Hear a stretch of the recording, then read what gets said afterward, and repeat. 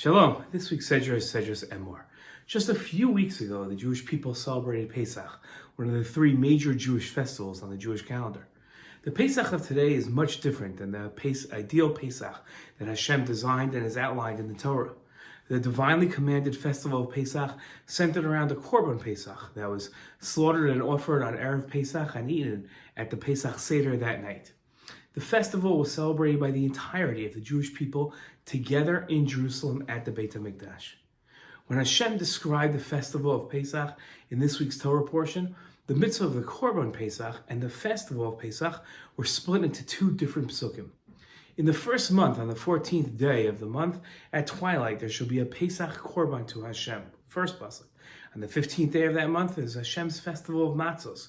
You shall eat unleavened bread for 7 days. That was the second pasuk. The Cheskuni Arishon explained that the night between the 14th and the 15th of that month is called Pesach. The reasoning it is called Pesach, Passover, is that during that night, the people were busy consuming the meat of that offering. The remaining days of the festival are called the Festival of the Unleavened Bread, Chag HaMatzot. A contemporary of the Cheskuni, the Sforno, wrote that although the day on which the Passover is being slaughtered is the 14th of Nisan, not one of the days listed as Mikra Kodesh. The Torah related to it as if it were, seeing that this sacrifice, signifying the exodus from Egypt, the redemption of the Jewish people from slavery, is the root of the whole legislation governing the Jewish calendar.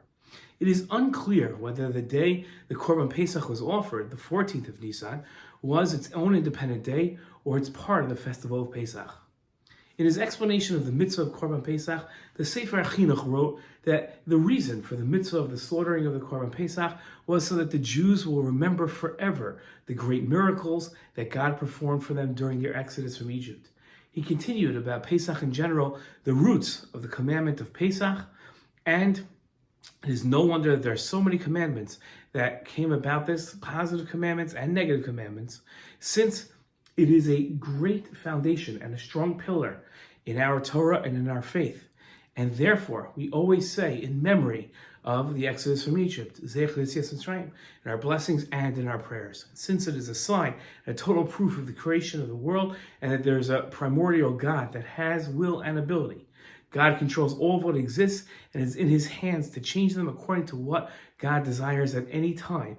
As God said in Egypt, when God changed the natural processes of the world for our sake and made for us novel, great, and powerful signs. The Rambam too explained that we tell the story of the Exodus, and it's a mitzvah of the Torah to relate the miracles and the wonders that our ancestors experienced in Egypt on the night of the 15th of Nisan. As God stated, remember this day on which you left Egypt. Just as it states, remember the Shabbat day, i.e., remember it with words of praise that reflects its sanctity.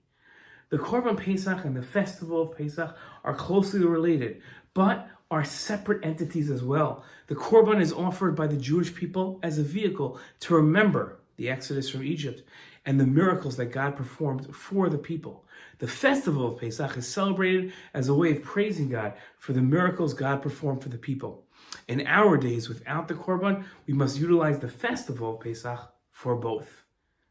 Shabbat Shalom.